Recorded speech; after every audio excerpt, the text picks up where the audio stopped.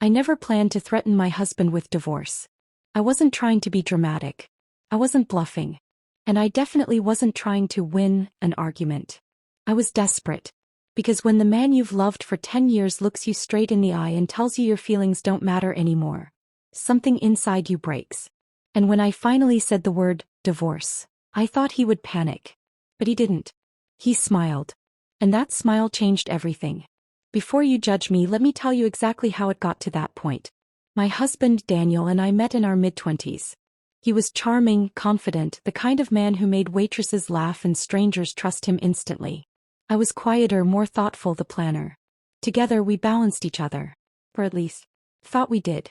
We dated for 4 years before getting married. Everyone said we were that couple. The stable one. The sensible one. The ones who would definitely last. For the first few years things were good. Not perfect but good. Until slowly, subtly, things started to change. Daniel began making decisions without me. Big ones. He switched jobs without talking to me first. He invested money we had agreed to save. He started staying late at work. A lot. Whenever I brought it up, he'd laugh it off. You're overthinking again. Why do you always make things so serious? Can't you just trust me? And every time I swallowed my feelings. Because that's what good wives do, right? The first time he truly disrespected me in front of others was at a dinner party. His coworkers were there. I mentioned, casually, that we might move closer to my parents someday. Daniel interrupted me mid-sentence. That's not happening, he said, laughing. She gets ideas sometimes. Everyone laughed. I didn't. Later that night I told him it hurt. He rolled his eyes. You're too sensitive. It was a joke. That became his favorite phrase. It was a joke. Every dismissive comment. Every sarcastic insult. Every time he talked over me. A joke. And slowly I stopped speaking up. The breaking point came on a random Tuesday. I had just come home from work, exhausted, and found Daniel sitting on the couch scrolling through his phone. I asked if we could talk. He sighed loudly, like I was an inconvenience. I told him I felt lonely in our marriage. He didn't look up. I told him I felt ignored.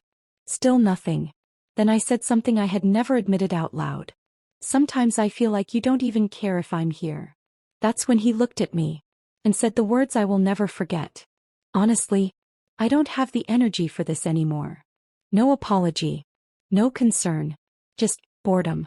Something inside me snapped. I stood there shaking. And before I could stop myself I said it.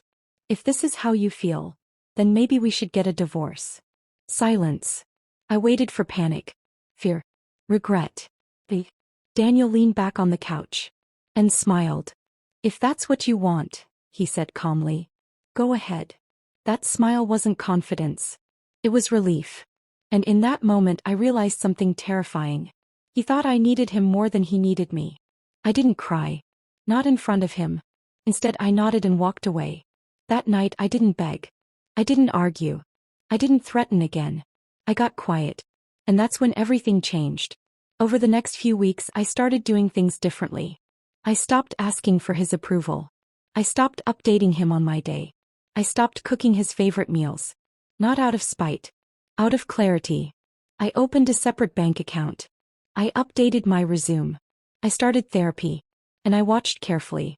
Daniel noticed, but misunderstood. He thought my silence meant surrender.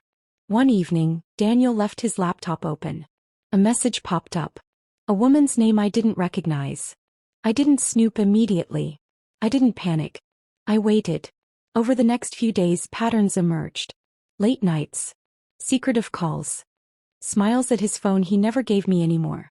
Finally I checked. They weren't physical, not yet. But the emotional affair was undeniable. Compliments. Inside jokes. Complaints about me. I felt sick.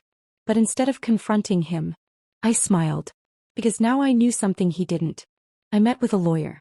Quietly. I learned my rights. I learned the financial reality. I learned exactly how much power I actually had. I waited. A month later Daniel sat me down. I've been thinking, he said, about what you said about divorce. I stayed silent. I think we should stay together, he continued. We've built too much to throw it away. I looked at him. And for the first time in years, I smiled. You're right, I said calmly. We have built a lot. Then I slid an envelope across the table. Divorce papers. His face went pale. Suddenly he wasn't calm anymore. Wait, what is this? I thought you were just emotional. You didn't mean it. I stood up. I meant it the moment you stopped respecting me. He tried everything. Apologies. Promises. Tears. Even blame. You should have tried harder.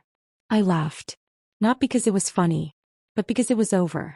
The divorce wasn't easy, but it was fair. And something unexpected happened. I thrived.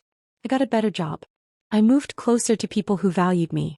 I rediscovered who I was without constantly shrinking myself. Daniel tried to come back months later. I didn't answer. Here's what I learned. Threatening divorce didn't save my marriage. Understanding my worth did.